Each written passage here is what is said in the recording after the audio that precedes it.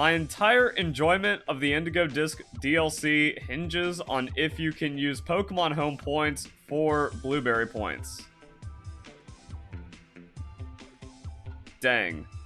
That means you gotta get BP the old-fashioned way with BBQs, and it really is that straightforward. Do what the game tells you to do. The more you do it, the different quests you get, slightly more points, and then you farm up until you get a red, do the red, bonus points, rinse and repeat for tens of thousands of BP.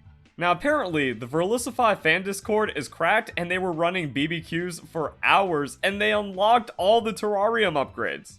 And the crazy thing about group BBQs is that everyone contributes points. So if they do a basic task, you get that BP, and after the 3 red tasks are done, you get a gold task for the group, and then you get even more BP that way. So you can get like 10,000 BP an hour if you have 3 other friends and you're doing a Union Circle BP run. Also, that's extra nice because it means more treats from Snacksworth to get legendary Pokemon. So really, the story of the Indigo Disc is play with friends or suffer.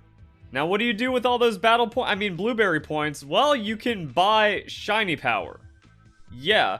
The Academy Special gives you Sparkling Power level 1 for all types. No Herba Mystica, no need to make a sandwich. Not as like insane as the level 3, but this reminds me of Incense from Pokemon Let's Go, just free Shiny Power. And the shiny rate difference isn't even that bad, especially with the shiny charm. So if we have like, Mass Outbreak, Max Amount with Sparkling Power level 3, that's 1 in 512 compared to 1 in 683. The difference is 1 in 819, 1 in 683, depending on your Mass Outbreak level, 1 in 585, 1 in 512. It's also an all-type Sparkling Power, so the way that the numbers work, it could actually just mean like more general shiny Pokemon, and it could be worth just having one of these going at all times, just as you're exploring around catching Pokemon.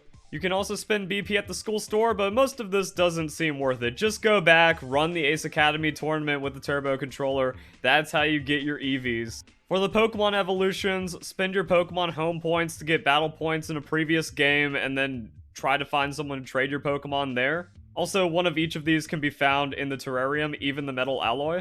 And then it's really weird because the TMs are super cheap. I mean, like 40 BP for a crunch? Yeah, I'd rather do that than craft one.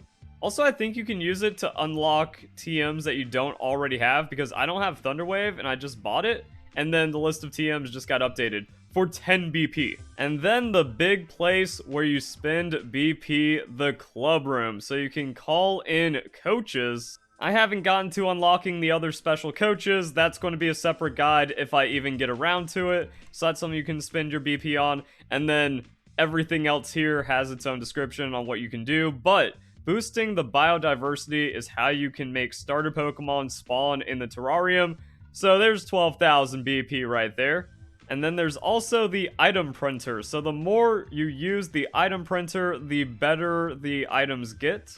This is going to be like the Cram-Matic, where it might take a week or so to get the full table of all the items and the optimizations behind it, and then we'll eventually see if it's worth it in the long run. Oh, it looks like we won't have to wait long for that. Finally found and ripped the item printer reward table. Wait for Cerebi to make the info pretty on the site.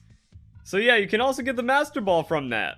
Now, having the item table and rates isn't going to tell us everything about how useful it is. That's going to need some hands-on experience and more farming and grinding to figure out. But hey, at least we know what's going on with this item printer. Now, I mentioned starter Pokemon, and the best way of finding them is by using the Cerebi interactive map. You go to the biome, you click on the starter Pokemon, and there you go. So you upgrade the Savannah biome, that's how you get Totodile. They just kind of spawn in these areas. They're not like super duper rare, you just kind of find them. You can find them in the same areas as other starter Pokemon as well. So you might see a Snivy and a Totodile spawn together. Same goes for all the starter Pokemon in the terrarium. It really just comes down to spending the 3,000 BP. Now, here's something interesting a fan showed me. On top of the Disco Ball, you can find some really good items.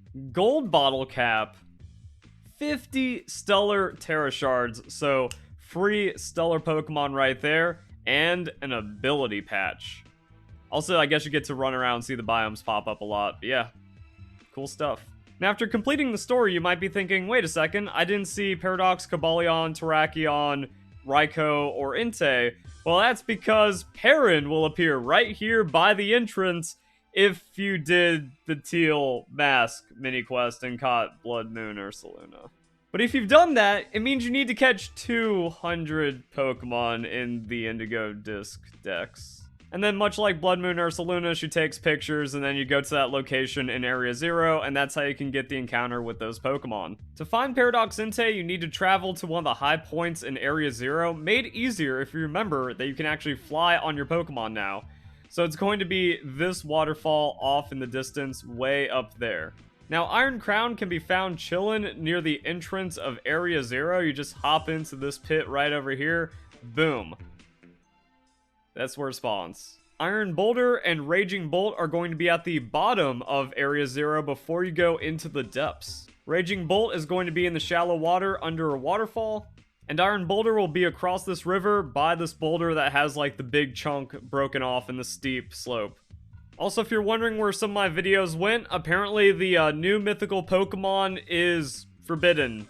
Wait till the event. Don't talk about it. Also, the DLC proved that Ku is a fraud, so that's kind of cool.